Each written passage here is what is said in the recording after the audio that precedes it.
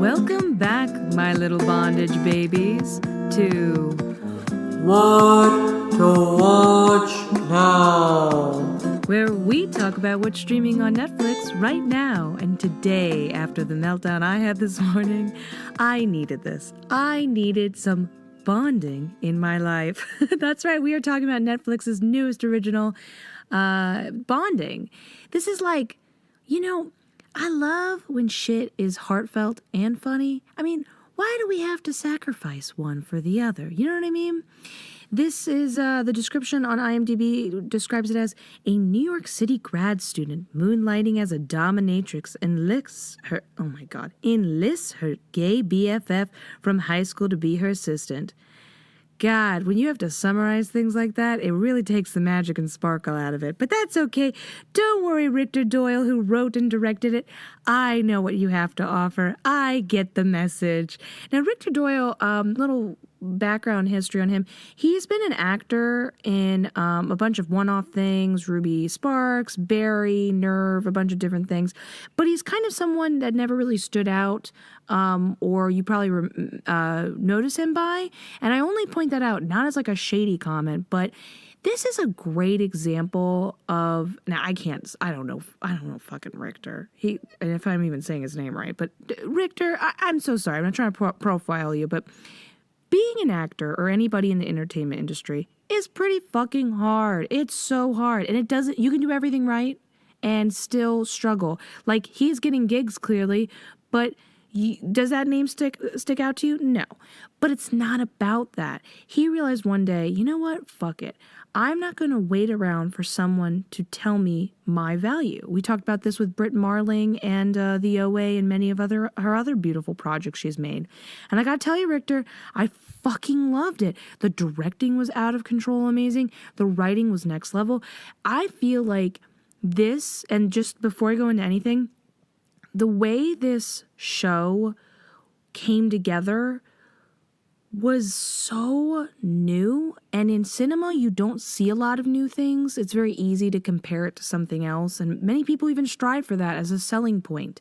So I'm impressed that Rightor was able to sell this idea and really be quite prolifically original. So yay, Rightor, woo!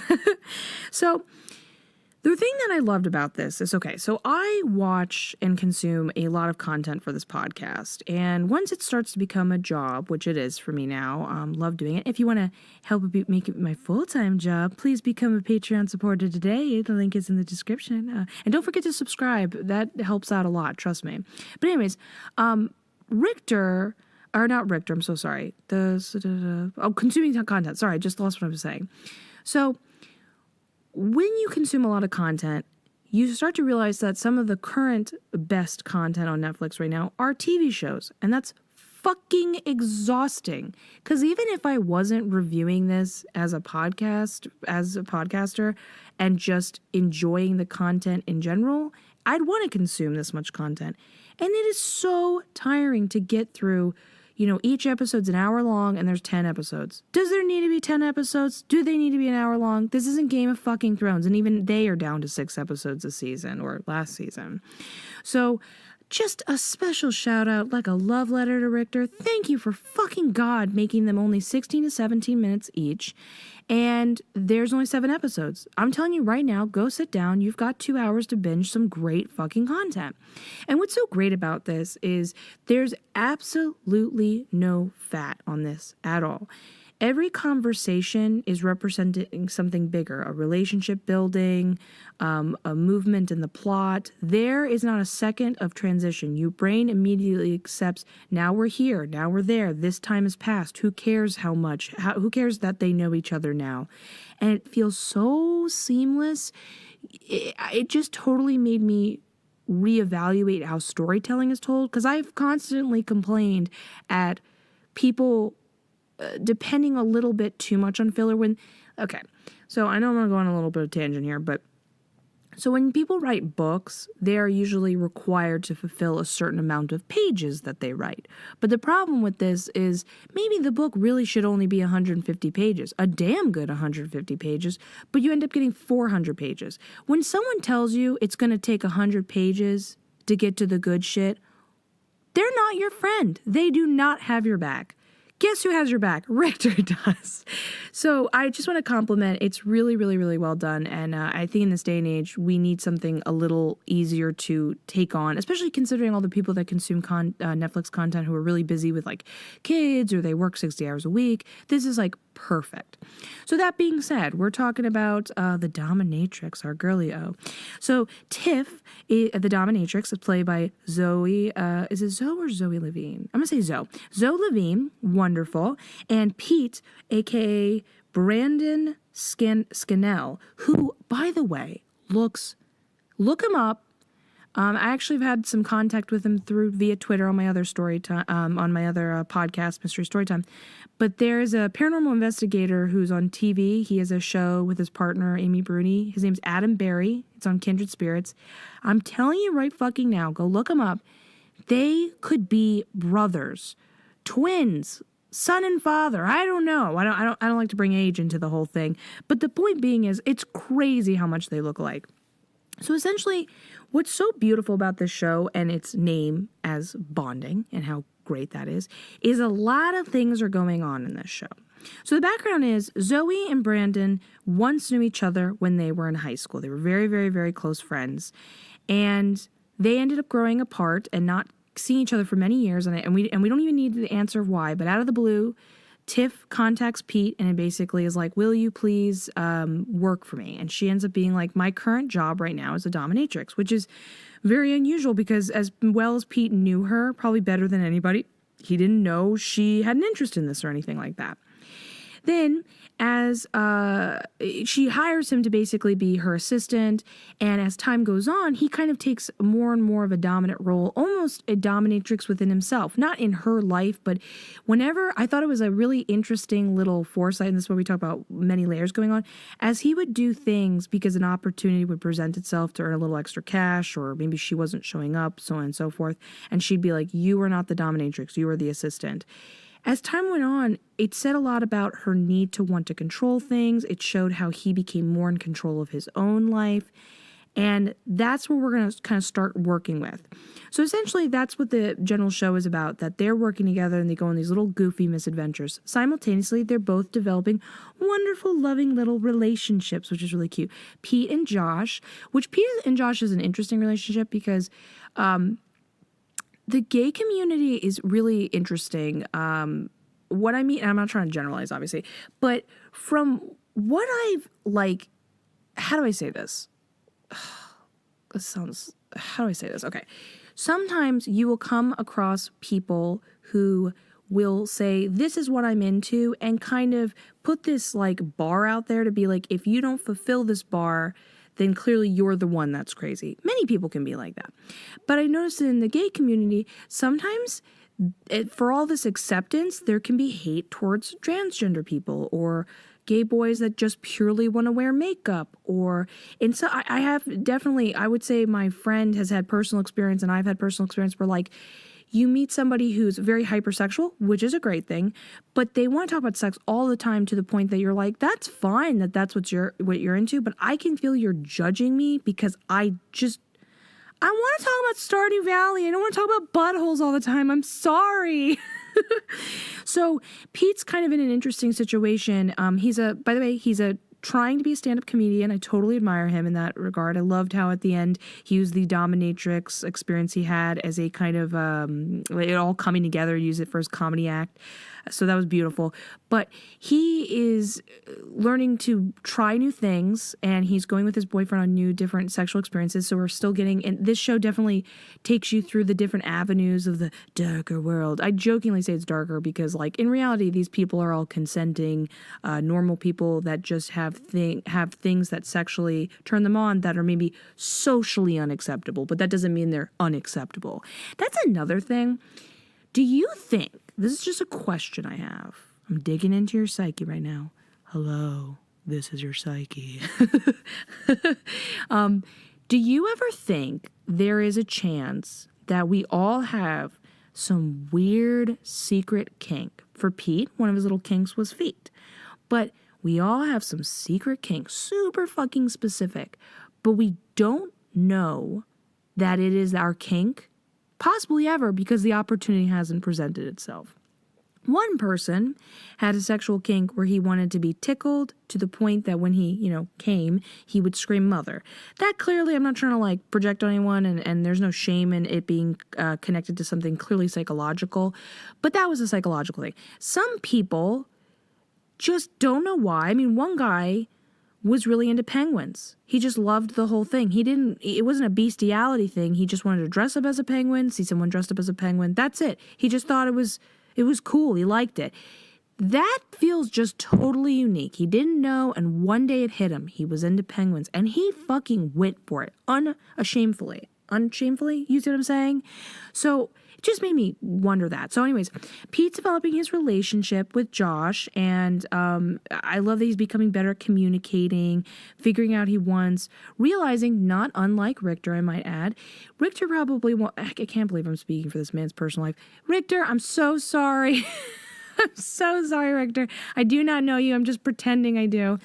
One day, Rightor woke up and was like, allegedly, and woke up and was like, I have more to offer, and I don't need to show anyone my credibility in writing or directing from past experiences. I don't need to make a short film and put it on YouTube. I'm going to go up to a producer and say, God damn it, listen to me. I know what I'm fucking doing. And he did it. And that's essentially what is the difference between people who make that decision to go into their creative field, especially something as vulnerable as being a comedian, where being a comedian is a lot of just being totally okay with dead silence, booing, and heckling for a majority. No matter how successful you are, that shit's going to always happen. So you have to kind of become bulletproof in that way. And he made that decision to finally be like, I am a comedian. This is who I am. I have something to offer. Simultaneously, Tiff was really interesting, and I loved this really iconic phrase, or we'll get to that phrase, but though she is the dominatrix, Pete at one point when they have a fight points out, you always have to be the dom in the relationship, that essentially you don't allow there to ever be given sway. There's a lack of disrespect. I am not one of your clients, boo. This is a partnership here. And the fact, and I think that also represented when she decided to leave the relationship, stop calling him when they went to college. That was very upsetting for him. And I don't blame him, especially after the fact, and this is, we're going to get to the big, thing between them. But she has to let down her guard and let go of her control, not only in relationships with other people like Pete and her developing relationship with Doug, who, by the way, holy fucking shit. So Doug was played by Micah Stock. Holy shit. When we talk about unique ways people are portrayed, acting, directing, I say that this is a very unique film. Holy fucking shit. Micah, oh my God, Doug was so fucking funny. He had this way of speaking where it was like he was borderline drunk. You couldn't tell if he was like an idiot savant. You couldn't tell if he was saying something silly or remarkably deep. And he had moments where you think he was going to choose the wrong person, I guess you could say, and ended up making the right one. And no matter how much compatibility was there was only love, acceptance, but a forwardness as an adult. No matter how much you think you're an adult, when you're asked, be yourself, be honest with me, and that's what Doug asked of her, Tiff realized she wasn't as mature as she thought she was, and she wasn't as controlled as she thought she was, and she had to come to terms with that. So I thought that was really beautiful, and come to terms with herself as a dominatrix, because she is not fucking wrong. I thought she made some prejudiced statements because, at one point she tells Pete, you have it easy. Which I love how this was written, because many people, we're living in an internet world where everyone has to speak so sensitively and has to be careful about everything they fucking say. Woo, they said this. Let's all take it out of context. And the point being is, when we speak in real life to each other, it does not come out that eloquently most of the given time. It doesn't mean the insensitive words we're putting out in the world are that, but we're just trying to get the fucking point across. I don't have time to write a thesis. This is my point. So I love that realistic way of speaking between each other. So Tiff at one point insensitively makes a judgment towards Pete saying, you have it easy, you're gay. Essentially, you have the secret, but essentially once you come out as gay, everyone pretty much accepts you and is down with whatever you have to offer, which, like I just said before, from my experience, that is not the case. And I mean, even Pete says, like, it's not easy being gay after you come out. Not just like the prejudice towards people who are homophobic. And there's like a light version of homophobia where I don't know if it's full homophobia, but like, you know, when people are totally fine with you of whatever sexual orientation you are, but there's like an awkwardness, there's like an uncomfortability in the room and I think, if I'm being honest with you, I think that uncomfortability would get removed and would be better relationships between people of various backgrounds if there wasn't such a worry of fucking up and hurting people's feelings. So a lot of the time it's out of kindness that there's that awkward feeling between people. But then there's this judgments in the community, amongst each other, so on and so forth. It does not end or get easier after being gay. I'm sure there's a huge weight lifted off your shoulder because you can finally be yourself and, you know, get to finally be satisfied sexually, you know, not have to lie or force anything. But, and we're going to go into how this show even branches past that conversation, which I thought was really interesting. But anyways, so Pete, she makes this insensitive comment that it's difficult for her, though, in comparison, because, you know, she viewing his life easier and him being like, oh, no, that's not the case. Because she's like, and she didn't make a good point. I only speak as an experience as a woman. But there is a constant, like, judgment, having to watch what you speak. It's like we're living in the 21st century and, oh, God, I hope we're living in the 21st century. Right? Yeah. Oh, God. Having a moment, guys. Don't worry. There's only so much information that can fit in my head. Don't worry about me. So we're living in the 21st century. Like, women still have tons. I mean, fuck. It. Like, I don't want to go on, like, a whole thing here. But, like, I feel that okay. Like, it's very normal for me to be in an experience where I feel at danger. And I'm going to the fucking local convenience store and my boyfriend's with me. That fucking sucks. So yeah, that's just a minor thing that I think she said it all. But I do disagree with her. Everyone's got, you know, struggles and backgrounds, so you can't just say one's easier than the other. But that's why she felt unable to come out initially about being a dominatrix. She does eventually, though. It's beautiful, her ending thesis. It's beautiful, too, because, so in the beginning, she's a grad student, too, again, going back to that beautiful concept of being like, don't judge a book by its cover. So she does dominatrix. She makes some really good money, and that's great. She can pay her bills, and she can go to grad school. But ultimately, she wants to become a therapist, and she considers the act of sexuality part of her study, which is really interesting because my sister, for her thesis paper when she was in college, was like this really long thing. She didn't do anything in psychology, but her thesis paper was on like sexuality, and she did like mass amount of interviews and stuff like that. And the level, it was crazy how you think the world is one way, and then you get to peel back the layers and you're like, oh, a lot more people are into butt stuff than I knew about. Or, ooh, you think people are together, but half of the couple doesn't agree and doesn't think that and thinks the other one does, or so on and so forth. So, of course, sexuality is such an interesting branching off point in therapy. I mean, sometimes you can have therapy just about sex. There is a whole thing about it, which, by the way, if you're interested, ooh la la, I have it in my likes on my Twitter. Again, my Twitter's in the link description below, but I'll reblog it or retweet it, whatever it's called, so that you guys can have access to it. Somebody posted this amazing fucking thread. It's very concise, it's super short, but it's the most direct, clearest answer explaining the female genitalia and like how to give sexual pleasure, both as a personal, like to yourself or to somebody else. And it explains about how the rate and percentage of actually orgasming in correlation to the stimulation of the clitoris, and explaining how, like, if you feel like you're having bad sex, it's like, yeah, you are, because the parts that need to be stimulated, it's like, essentially from what she said, it was crazy. It was like, if you have sex between a heterosexual couple, there's only like 11% chance that you'll potentially orgasm. But between two lesbians, it's 90% because they're only focused on the clitoris, which she said the big thing is because there's the lack of the penis. And I was just like laughing. I was like just putting it out there. So if you want to be educated and want to become a better partner, or, if you're a female and you want to get to know your body better, it's a really great video. I thought it was extremely informative and concise and helpful. So you will love that. Definitely check that out.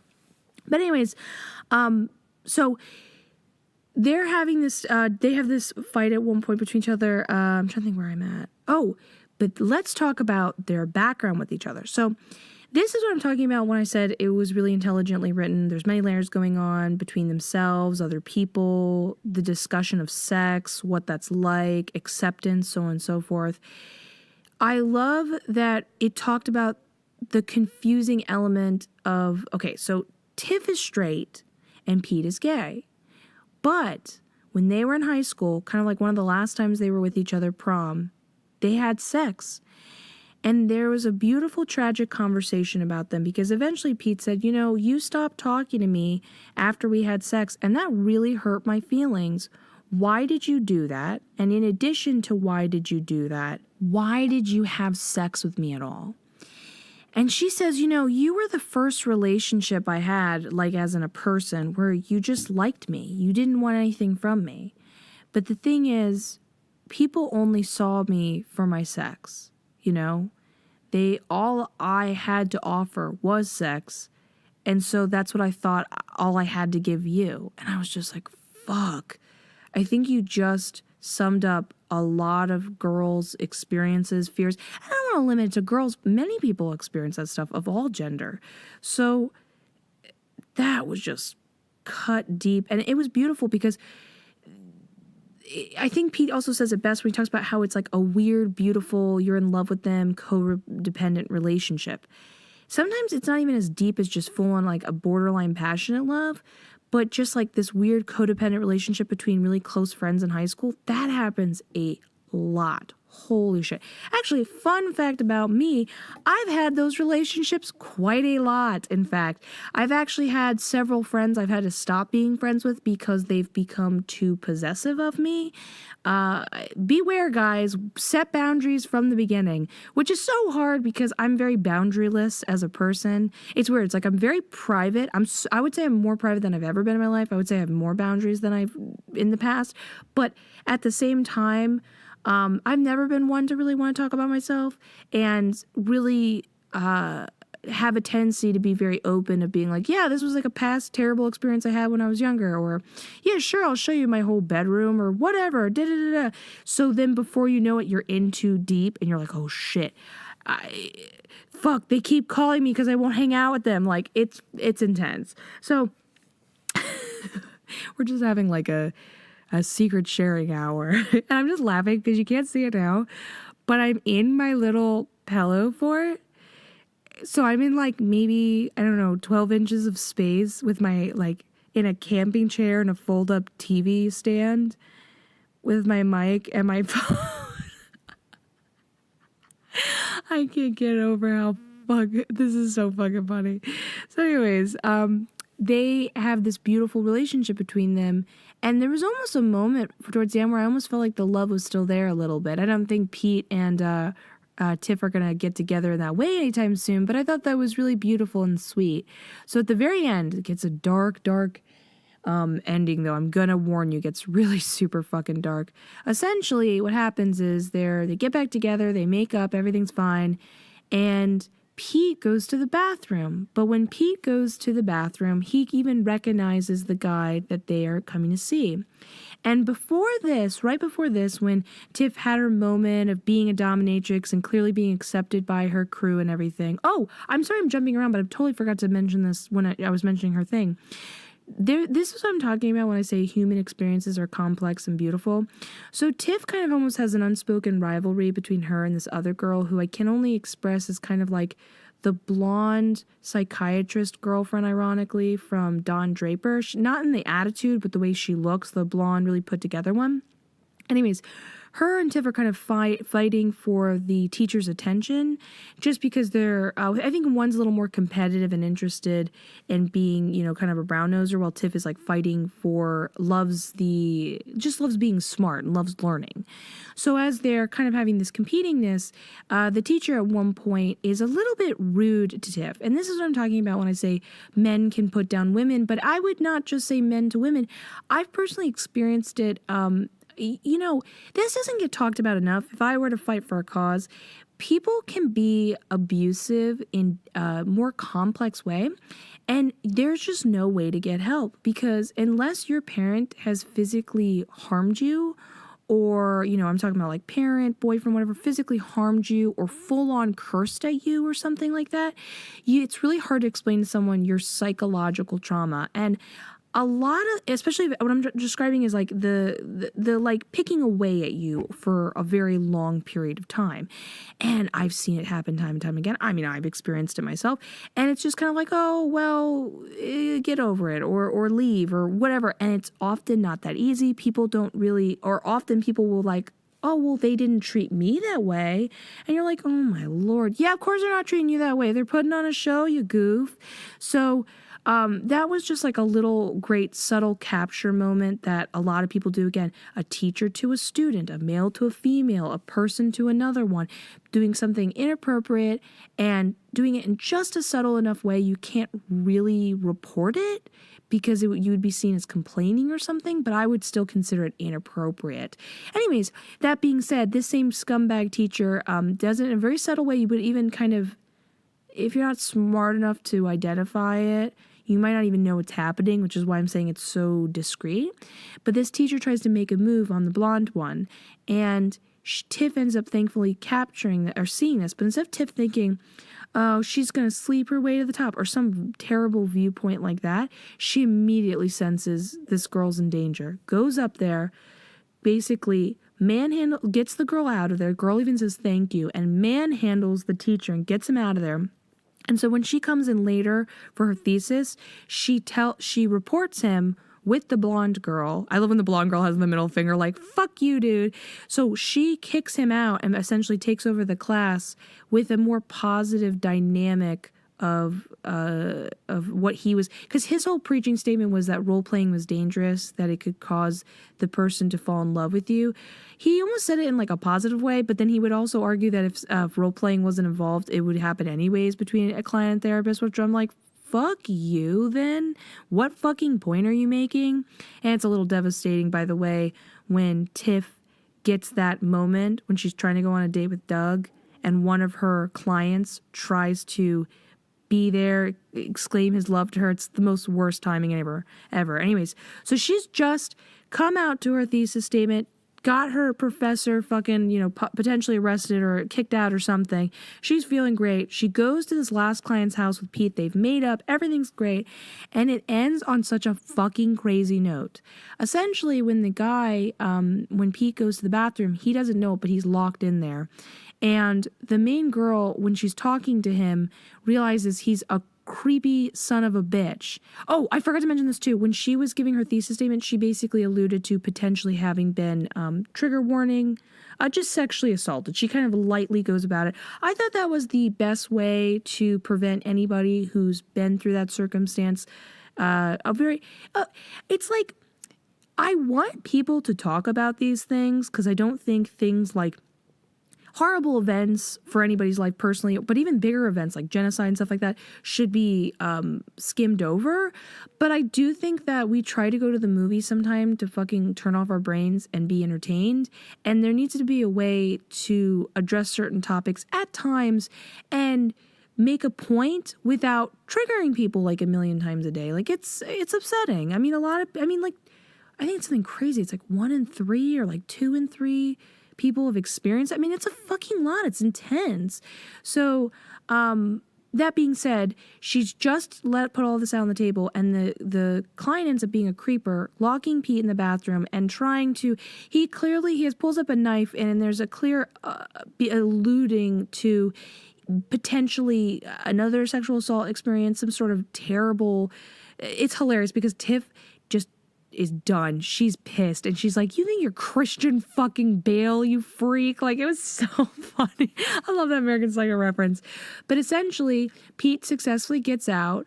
He holds up a knife after Tiff kicks the guy in the balls.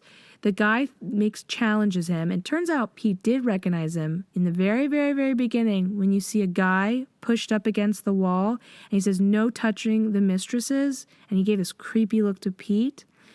He was the same guy. So he makes a comment like, Pete, you're not gonna, stab me.